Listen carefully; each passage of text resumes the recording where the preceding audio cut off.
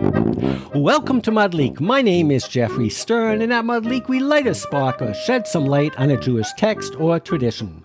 Along with Rabbi Adam Mintz, we host Madlik Disruptive Torah on Clubhouse every Thursday night and share it as the Madlik podcast on your favorite platform. This week's Torah portion is Naso, and we revisit the Biblical Sotah, where a woman is subjected to drinking potentially poisonous waters to test her fidelity to her man. This sounds a lot like a trial by ordeal, where suspects were thrown into the river or a fire to let God mete out justice. Sound interesting? Join us for Truth or Dare. Well, welcome, Rabbi. It was so amazing last week to be live. It's going to be tough, but we can do it virtually again, even though I must say it was a lot of fun to do it in person. It sure was, and hopefully we'll be able to have other chances to do it. But it's real. This is a good parsha to come back to, and I'm excited to talk about Sotah with you tonight. Absolutely. And for those of you out in the audience, if you want us live, we have an agent. Just contact the agent, and our rates are very reasonable. We can, I'm sure we can find a deal. So it's interesting. Last week we were talking about proof in a big sense. But today we're talking about a different type of proof. I mentioned it a little bit in the introduction. It is called trial by ordeal. We probably know it best here in the United States with the Salem Witch Trials. They would throw a woman into the water, and if she sank, she must have been a witch, and if not, she was not. So we are going to look at the story of the Sotah. We've discussed it before. I think one year we used it to get into the custom of married women, Jewish women covering their hair. But today we're going to get right into that trial by ordeal aspect. So we are in Numbers 5:11, and God spoke to Moses saying, "Speak to the Israelite people and say to them, any person whose wife has gone astray and broken faith with him, in that another man has had carnal relations with her unbeknown to her husband, and she keeps secret the fact that she has defiled herself without being forced, and there is no witness against her. But a fit of jealousy comes over him, ruach kinah, v'kaneh et ishto, and he is wrought up about his wife who has defiled herself. Or if a fit of jealousy comes over him, and he is wrought up about his wife, although she has not defiled herself." It's starting to get interesting already. "That party shall bring his wife to the priest." So this is a nice time to pause. On the one hand, we're talking about a situation where a wife has cheated, but there are no witnesses. There are other provisions in the Torah when a wife has infidelity, and there are witnesses. So here we could literally think that we're talking about a case where a wife cheats, but there's no witnesses, and the husband, he senses something. So the jealousy is jealousy with good cause. But the other option, which the Torah talks about, is an instance where she hasn't cheated, and he just has this ruach kinah, this jealous feeling. So what happens? "And he shall bring as an offering for her 1/10 of an ephah of barley flour. No oil shall be poured upon it, and no frankincense shall be laid on it, for it is a meal offering of jealousy. Ki minchat kinahu." So basically, Rabbi, there's no seasoning here. That's correct. This is as bland as you can get. As it gets, right. And the fascinating thing is, one of my favorite episodes that we ever did was one where we talked about going back to shul, to synagogue after COVID. And I was talking about, there's got to be a time where you want to sing, and there should be a moment for that, or learning. And we talked about sacrifices. There's a sacrifice of thanks. There's a sacrifice of sin. Here we have a sacrifice of jealousy. They say about the Eskimos that there are 100 words for snow. I would say that the Bible has at least 100 different sacrifices for every possible emotion. It's fascinating. I hadn't realized that literally there was a sacrifice of jealousy. That is correct. I mean, this is an amazing chapter in the sense that it's so unique that that the Torah actually spends an entire chapter talking about this. And of course, the old question is, how could it be that there's no test if a man to find out whether a man has committed adultery? Why is it only a woman? You're way ahead of us. Right. So I'm saying, that's always going to be the biggest question. You have to start where you want to finish, which is what about the men?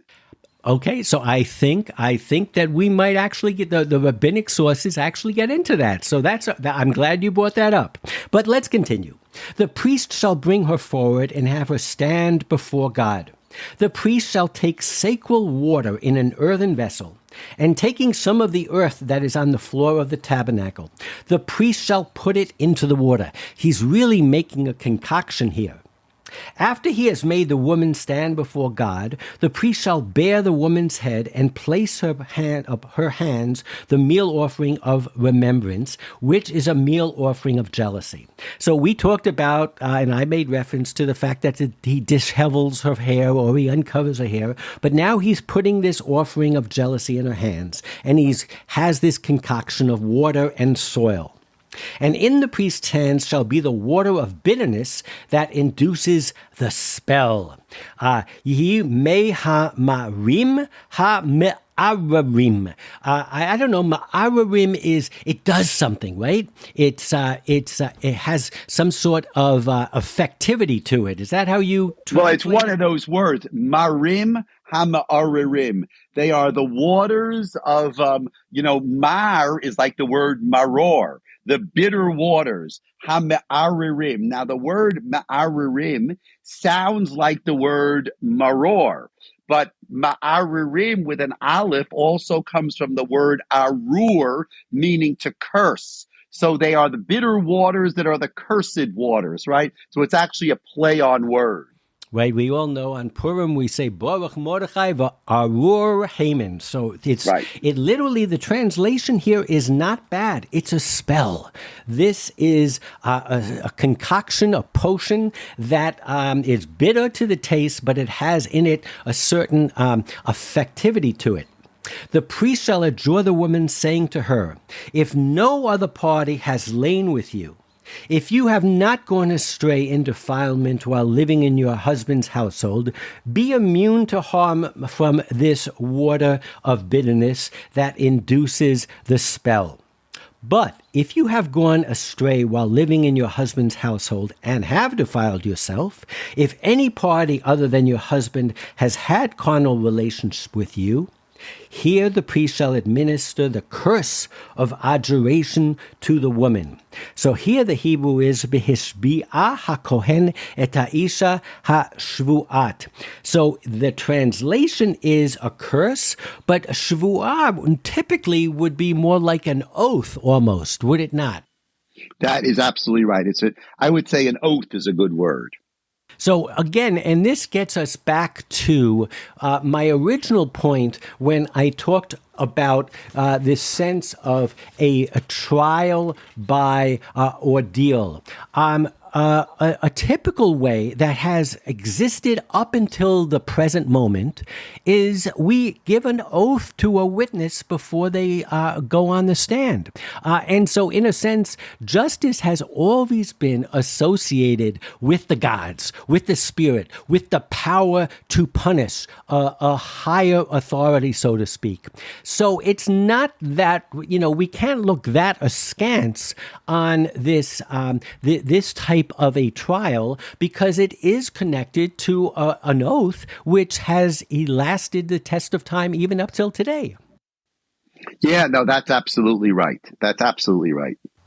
So the priest goes on to say to the woman, may God make you a curse and an imprecation among your people as God causes your thigh to sag and your belly to distend. May this water that induces the spell enter your body, causing the belly to distend. It goes on, and the woman shall say, Amen, Amen. Again, it's a fine line between making an oath with the impact of God's name, which has the potential to curse you or bless you if you're telling the truth, and this bodily fluid that we're talking about, this potentially poisonous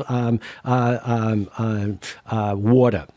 The priest shall put these curses down in writing and rub off into the water of bitterness. So now we have... Erase them, yes. Right? He erases them into the water. You know, the drama of this scene is extremely important. That's really the point of the whole thing, of course, is that the people around will see nobody wants to be put through this kind of ordeal. So it's as much about the woman who's suspected of adultery as it is about other people seeing it and being afraid to commit adultery. That's a source we'll get to later, that when there were so many adulterers, obviously the Sotah didn't work, so they stopped using the Sotah water. Perfect. So he makes the woman drink the water of bitterness that induces the spell, so that the spell-inducing water might enter into her to bring on bitterness. And then finally it says, he shall make the woman drink the water. Once he has made her drink the water, if she has defiled herself by breaking faith, the spell-inducing water shall enter her to bring on bitterness, so that her belly shall distend. But if the woman has not defiled herself and is pure, she shall be unharmed and able to retain seed. The Nizra Zera. It's not altogether clear to me that means that she's able to bear or that she actually will bear. It's almost as though if you follow the book of Genesis and much of the Bible, it's all about the miracle of birth and the pain of being barren. And it's almost as though the Nizra Zara, that she will almost have this as not the opposite of a curse, a kind of blessing to give birth. Do you read it that way? The rabbis, there's one rabbinic teaching that says that if she had trouble conceiving beforehand, should be easier for her to conceive. If she had single births, she'll have she'll have twins, and so it's exactly what you said, that actually if she's found to be innocent, she's in a sense rewarded in the sense that that giving birth will become a blessing for her and easier for her. So that's also an interesting point. You're 100% right. It's really, and we're going to now kind of look at this at 60,000 feet, but there are parts of this, it's so fascinating how the implications of a situation where, in fact, she did sin are really spelled out, but so are the implications of her being innocent. But let's finish up. So it says, this is the ritual in cases of jealousy, when a woman goes astray while living in her husband's household and defiles herself. Or, verse 30, when a fit of jealousy comes over a husband and he is wrought up over his wife. So it really spells both sides out. We might just have a very jealous husband who can't stand his wife being outside of the house. The woman shall be made to stand before God, and the priest shall carry out this ritual with her. The man shall be clear of guilt, but the woman shall suffer for her guilt. So this last verse we definitely are going to come to because it troubled the rabbis. But I don't want to get into it right now. It just seems to me that it's such, many times, Rabbi, I'll go through a commentary and you'll say, well, there's a lot to unpack there. There's a lot to unpack in literally the verses from our Torah reading. It's amazing how many issues are there. So many issues. Okay, let's get going. So the first thing that I want to say is Ramban, not Rambam, but Ramban, Nachmanides, really, I believe, hits the nail on the head. And he says, Ein b'chol mishpatei haTorah davar talui b'nes zulatei ha'inyan hazeh. He literally, many times we read a verse or we do a portion, and obviously it's this week's podcast. I want you all to think that this is the most important podcast we've ever done, and I say how unique things are. But here he literally says, there is nothing among all the laws of the Torah which depends upon a miracle except for this matter. In other words, this trial trial by ordeal is dependent on God making this this water may determine the guilt or the innocence of a victim. He points it out as a miracle or God's involvement in justice. He calls a spade a spade. It's absolutely unique. Absolutely unique. Okay, let's try to unpack it. Let's try to see what the secrets are. So the other interesting thing that he says is he does. We're going to see in the Talmud itself a little bit later. But yes, the rabbis at a certain point said that this miraculous event no longer has efficacy. And what Ramban points out, and I think he's onto something. Even though he's not a feminist, what he says is this is a sign of honor for them because of their being a holy people. The focus is that this ability for a woman to obviously be guilty, but clearly also to prove her innocence is something that is a gift to a holy people. And he says, and this is where we get into that last verse and a little bit of what you're talking about, because you said, where are the men in all of this? He says, the reason the sages say that it no longer works is it says the man shall be clear from iniquity, meaning to say when the man is clear of iniquity, the water tests the wife. But if the man is himself not free from iniquity, the water does not put his wife to the proof. So what he's saying in very general terms is that the people of Israel had to be at a certain level of holiness to be zocher, to merit this cure or this miracle. But on the other hand, in a more practical fashion, he says that the men, this assumed that the men were not fooling around, that the men were not sleeping around. And even though we know there's a double standard out there, according to the original biblical law, a man could have multiple wives. But here they're saying if there was licentiousness amongst the men, they could not have a double standard for the woman. It's a very interesting point. How do you understand that? Why should it be that if the men are not honorable, then the women can be checked? Is it to create a sense of equality? Well, I think what he's trying to do, or what the rabbis, I should say, because it's based on the Talmud or the Mishnah in Sotah itself, which says in Sotah 9:9, from the time when adulterers proliferated, the performance of the ritual of the bitter waters was nullified. They would not administer the bitter waters to the Sotah.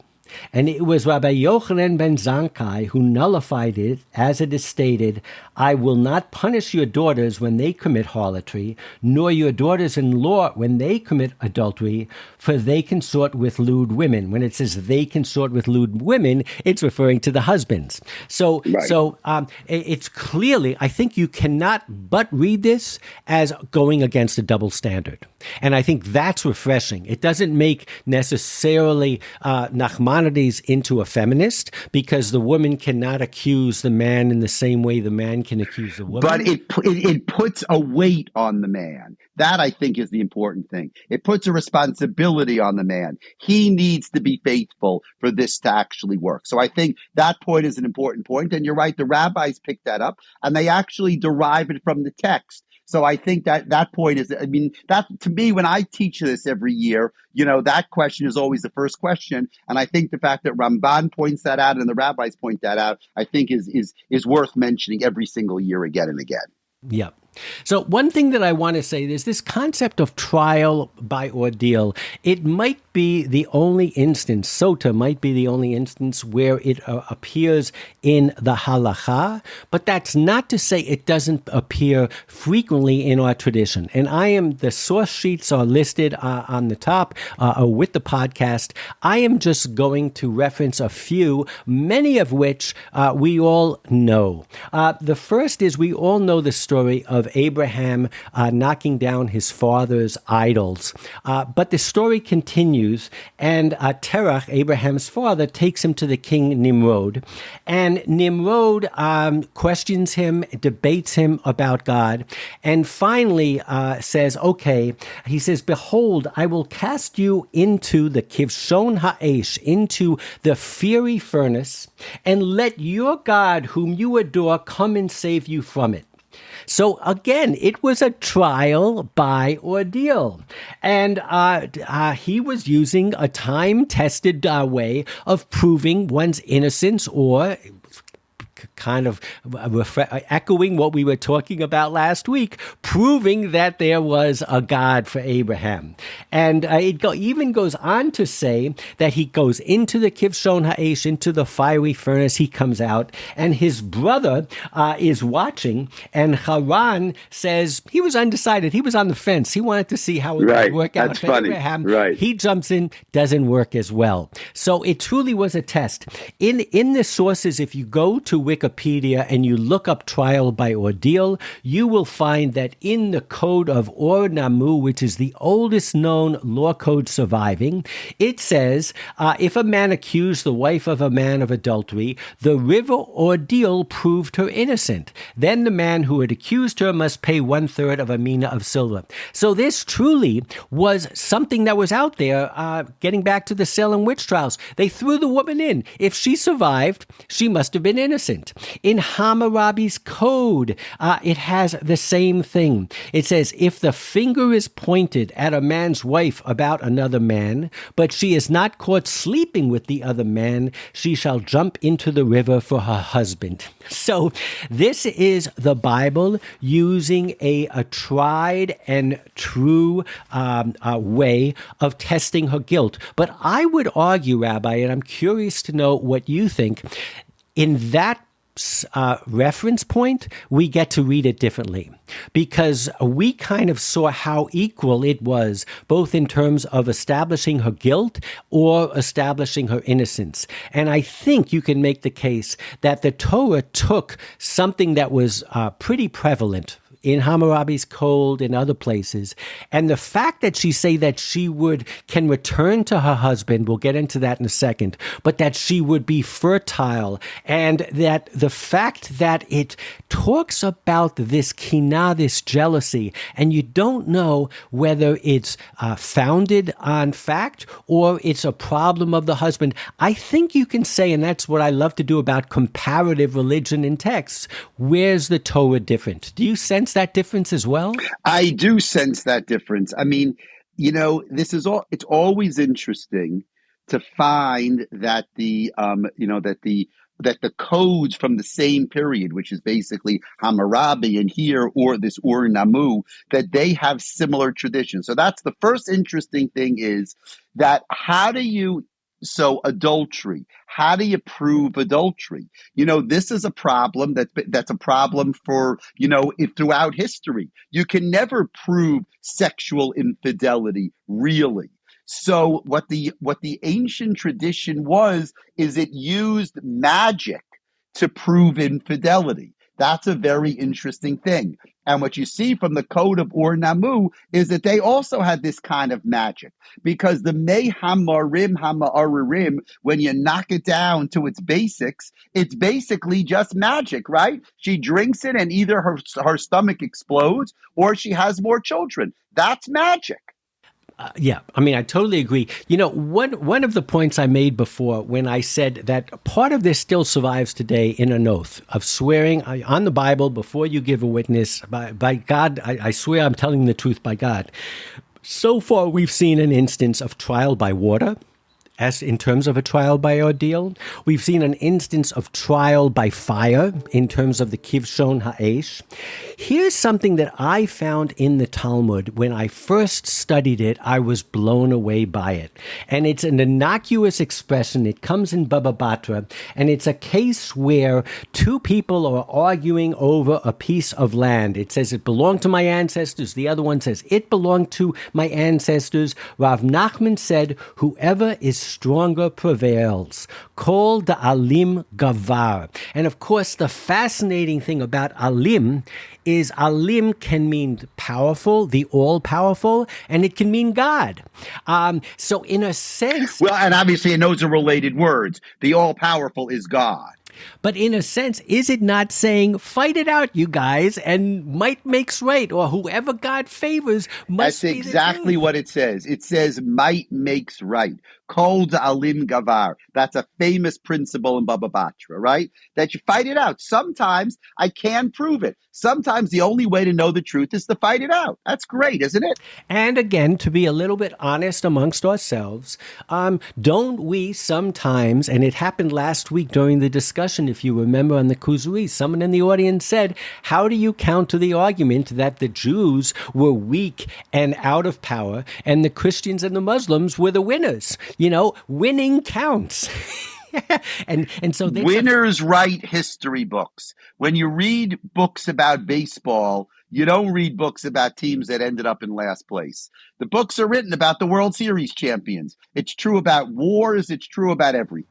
So in the book of Daniel, we have not Shadrach, Meshach, and Abednego under Nebuchadnezzar, sends them in that Kivshon Ha'esh. And of course, the most famous is Daniel in the lion's den. And if that reminds you of a Roman Colosseum where they would put a gladiator against a lion, it's all there. We have it. But as the Ramban said, here is the only place where it is actually integrated into the law. But clearly, this is a part of the world that they live in. Now, what I want to do to make us understand the revolution or the radical nature of Sotah is to compare it to the more obvious approach in Deuteronomy to a woman who has infidelity.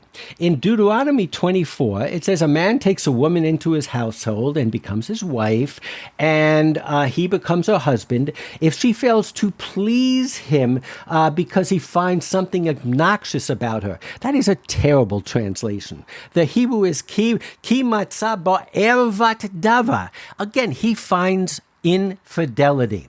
So he writes her a bill of divorce, hands it to her, and sends her away from the house. She leaves the household and becomes the wife of another man. Then this later man rejects her, writes her a bill of divorce, hands it to her, sends her away from his household. All the man dies who has taken her as a wife. Then the first husband who divorced her shall not take her into his household to become his wife again, since she has been defiled. Achrei asher hutama. So here we get another aspect to this law of Sotah. We said so casually before that if she drinks the potion and nothing happens, it's cool, no foul, she goes back to her husband. But if you reflect upon it after reading Deuteronomy, this whole ceremony could be interpreted as a biblical way of being able to take your wife back. You bring her to the priest, and this almost it overrides the common approach where if you sent your wife away, you can no longer have her back. Jacob Milgram says that for this instance, biblical law adopted a foreign pagan institution in order to save women from public lynching, which was the probable fate of a woman with a reputation as an adulteress. The answer is inherent in the ordeal. It provides the priestly legislator with an accepted practice by which he can remove the jurisdiction over and the punishment of the unapprehended adulteress from human hands, and thereby guarantee that she would not be put to death. And I'll add to that, and guarantee that she can go back to her husband. It's almost marriage counseling. It's fantastic, right? I mean, his thing is just great there, isn't it? Yeah, it's about his marriage counseling. That's great. Yeah. So where I want to pivot now is, if you recall, the rabbis said that this only applies when the men are also acting at a high level. And the verse that they quote is from Hosea. And Hosea and Ezekiel, and if you look in the source notes, you can look at Ezekiel, but Hosea takes this to a whole other level. But in order to understand where they're coming from, we got to go for a second to the Ten Commandments. So the Ten Commandments says, you shall not bow down to them or serve them, talking about idols, for I, your God, am an impassioned God. Terrible translation. El Kaneh, I am a jealous God. It uses the same word as we have been using for the jealous husband. And we have many instances in the Bible where God has that jealous streak to him or her. But Hosea is the one who really stretches out the metaphor. Or if you've ever read The Driven Leaf by Milton Friedman, is it Milton Steinberg? By Milton Steinberg, correct. He had an uncompleted book on Hosea where the premise was that Hosea actually did this. It wasn't a metaphor. So what are we talking about? Hosea 1, 2 through 3.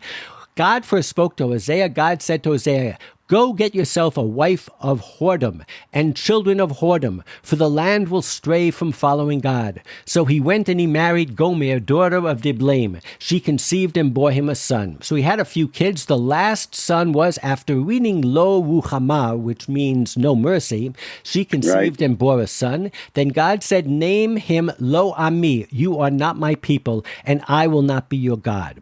So now we're talking about God and the children of Israel as a husband and wife who has, by occupation, she's an infidel.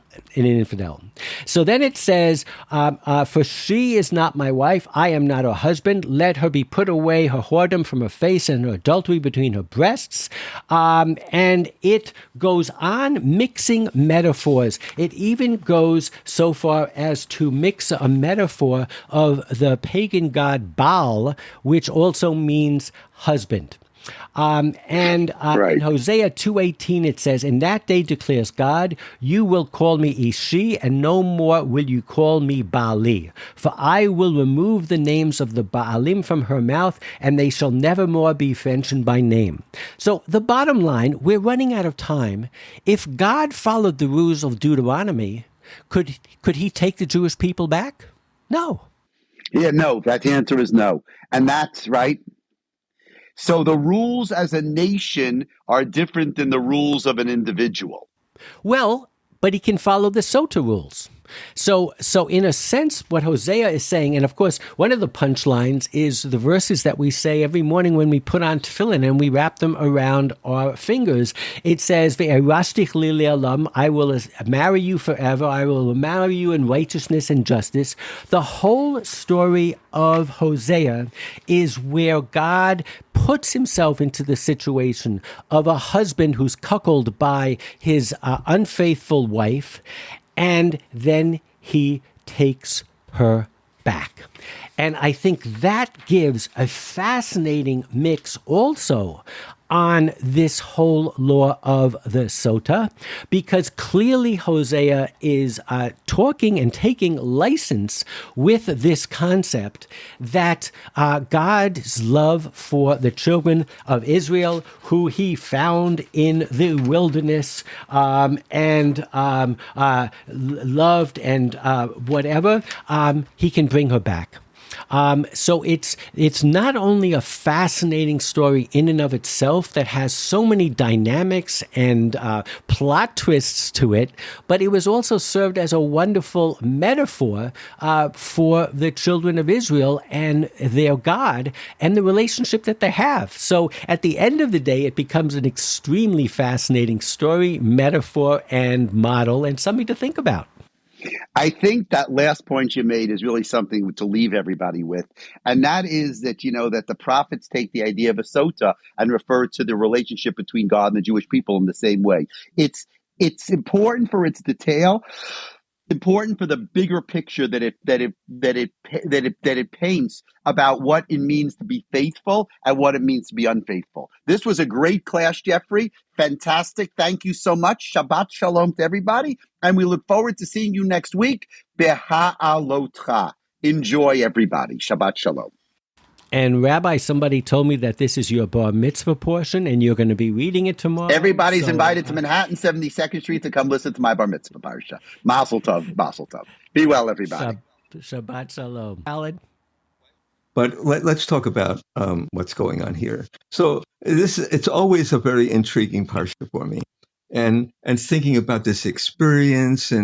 But I want to talk a little bit about my what I'm thinking of is what is going on for the woman, assuming that she's innocent. When we understand the purpose that why we're here is not necessarily for those enjoyable and inspired moments, but to be able to taste the bitterness as sweetness in those darker moments, and the situation that's presented to us is often exactly the perfect one we need, and we can come to a place of being able to transform darkness into light, to taste bitterness as sweetness, which can ultimately connect us to Or HaGanuz, the concealed light, and our purpose for coming into this world. So, in essence, notice that the woman has to respond, Amen, Amen, right? Not just Amen, but Amen, Amen.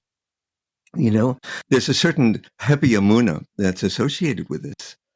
So, in essence, it's if the person is innocent, which I would imagine, and I don't know, it could be the majority of the instances that this was put in place, the woman is innocent. It could be a very transformative process for the woman.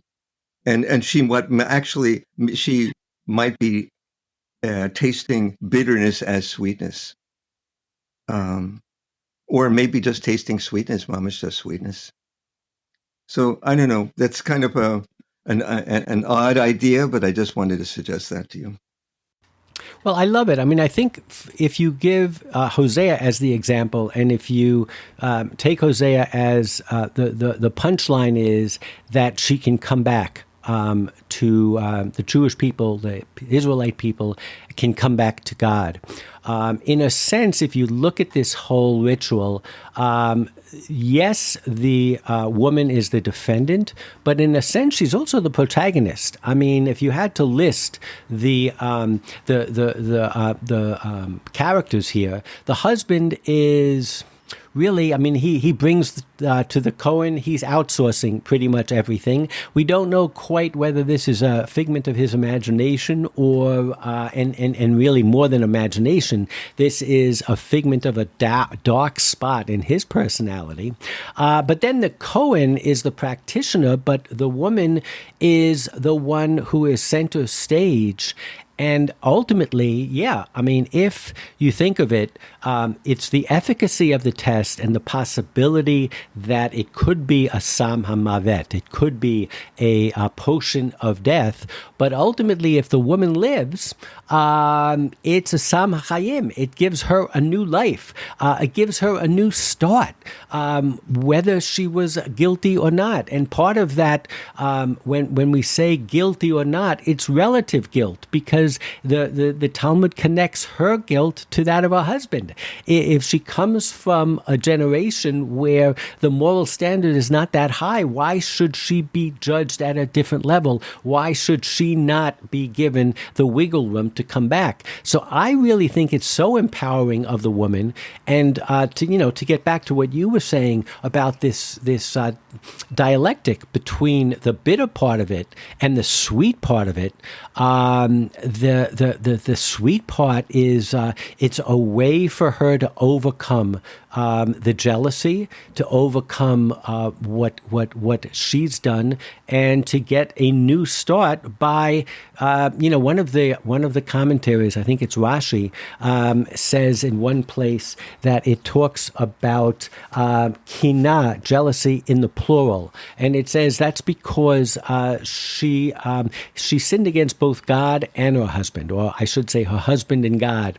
But this gives her a way of coming back and reinventing herself with both her husband and God. So it's a fascinating use of magic, if that's what you want to call it, of the miraculous, if that's what you want to call it, but for an enabling and enlightening cause. So if I'm understanding you correctly, it really does resonate with me. Yeah. So my sense is that, there were two situations that could bring this about. One is the woman did sleep with somebody, and the other one is just the husband is jealous for whatever reason, right? And the thing is, in human nature, I would think that it would be more often the case that the husband is jealous and the woman slept with somebody. And maybe I'm wrong there, but my sense is that it's more likely, And in essence, so the woman is being put in this kind of peculiar situation, but in essence, the woman is going to prevail, and in that kind of situation, it's transformative because it's reaffirming the fact, her goodness and who she is, and that Hashem basically is with her. So it's kind of a test, but the thing is, it's also a test of her emunah. Amen, amen. Um, Am I getting my point across there? I do, and I think if you focus on the man, this is to me the fascinating part, which is he can become the victim of his own of this situation. Whether it's a figment of his imagination, his lack of self-security, the phantoms in his mind, or maybe even if his wife is human like he is. And this gives him a free pass too. I love that you started thinking about the woman, but it really, it also, if you look at it from the perspective of Deuteronomy and other rules where in this particular situation, they can't get back together again. It's ruined. Here is an instance, and maybe that's the ultimate miracle that Nachmanides, the Ramban, was talking about. The miracle is that they can get back together. They can transcend this. They can overcome this. And from that perspective, maybe we're focusing on the wrong thing. We're focusing on the woman, or we're focusing on the man. Maybe we should just be focusing on the relationship. And this is and that's where it gets into family counseling. This is an amazing use of a ritual that was widespread, of a superstition that was widespread, to bring a couple together. And I just love from that perspective that the rabbi said, it has to be a fair playing field. It's the two individuals. You can't have a double standard. You can't judge the woman and use this ritual for her if the husband is not at the same high standard. So it's a beautiful. It really is, in a sense, it's about relationships. And then if you extrapolate from that to the relationship with a jealous God, that becomes kind of mind-boggling, I think. So we can't get necessarily into that, but an El-Kaneh, a jealous God, has always struck me as, well, we don't really think of jealousy as actually a very positive trait. But here, God is a jealous God. And of course, the typical approach would be he's on well-founded reasons to be jealous. But again, jealousy we typically look at as something that's negative, and it makes the relationship between God and the Jewish people, or if you want to talk more universalistic, God and his creations, as one that is much more interesting and profound, and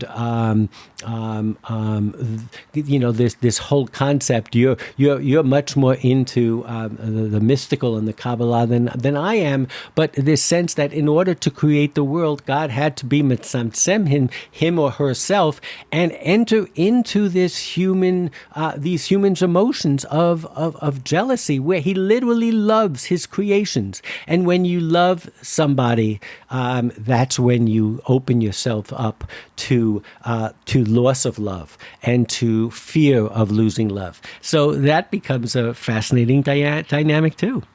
But I know I love the fact that in the discussion we've been talking about it from the women's perspective, from the man's perspective, and from the couple's perspective. But the thing is, like, I think one thing that again, maybe from my Kabbalistic viewpoints, is thinking of what bitterness is, and it's not too long ago that we were at Seder table eating maror, and we have to eat maror, that's one of the vital things that we need to do on a Seder night, bitterness. Why do we all, men and women, have to taste bitterness, and this is kind of in remembering of Yetzias Mitzrayim, so the bitterness, of course, of slavery is pretty obvious, but I think it goes beyond that, Well, I think of the verse Hazorim b'dima barina yiktsaru. If you sow in tears, you reap in joy. And again, the rabbi quoted the commentary that says that this woman, if she had been barren, can now be fertile. It almost is. It's bitter that has the potential to become sweet. And I think that's what you're alluding to. The bitterness that we have for the myrrh at the Seder ultimately has baked into it liberation. Oh, Lauren wants to join. We have a busy evening. This could be Shavuos night. Lauren, how are you today? I'm doing well, Geoffrey. It was a wonderful presentation, and the source sheet was just incredible. I was surprised. I haven't, as you know, I'm somewhat new to biblical interpretation, but looking at the ancient Middle Eastern culture there, and certainly a bit subsequently in the Muslim culture, there wasn't this tolerance of an understanding of a woman's behavior or even accusation. This seems on so many different layers, and I think that Rabbi Mintz talked about the magical nature of it, certainly with respect to the potions and all the other things that obviously, when one would consider, well, if this doesn't come to pass, how is it going to be justified? I'm just interested in when did the rabbis step away from their interpretation of the magical nature of this test? When did that occur? One other point that I just want to make was that it's interesting that the woman still has to jump into the river for her husband, even though she is not proven guilty. And I felt that was kind of sort of a reversion back to the mean during this whole discussion. So. Well, jumping into the water was Hammurabi's code, and I would say the default answer or the default response would be she jumps into the water and drowns, and that very infrequently does she survive. There's a log come along, and I think that's what sets the biblical account apart, because as you read the text, it's clear that it's saying this could happen or that could happen. She could live and become more fertile, or she could pass away. So I think the knee-jerk reaction to a typical trial by ordeal is, we're going to prove you're guilty. You don't want to be at the receiving end of a trial by ordeal. You're probably guilty until proven innocent if you get thrown into a furnace or into a lion's den or into the water. The way the Bible takes it here, it's totally, I think it's radical, because it's taking that and it's giving this potion that actually only has some earth in it and maybe some ink, and would take a miracle to hurt her to enable them to patch up their lives and move on. To answer your question of when the rabbis neutered this, in the Mishnah it says there's a difference of opinion as to whether Yochanan ben Zakkai, who we remember is the rabbi who was at the time of the Roman siege of Jerusalem and said, "Give me Yavna and its wise men."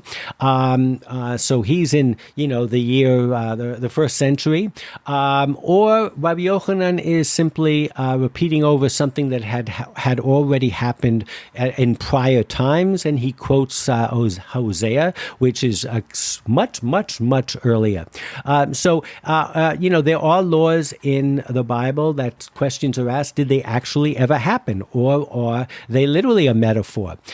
So I don't have a real answer to your question of whether this was ever used or whether it was set up as because I see it clearly set up as an alternative to the Deuteronomy model, which is if you get rid of your wife because she is obnoxious to you, or you assume that she's been flirting or doing stuff, you can't take her back.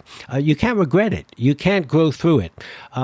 So I think it's just a radical example, and we do this all the time on Madlik, is to see how the law evolves and how traditions evolve. This certainly is something that we know dates back to codes prior to the Torah, and we can see it modified in the Torah, and then we can see it modified even further by rabbinic law, and that makes it very, to me, fascinating and inspiring.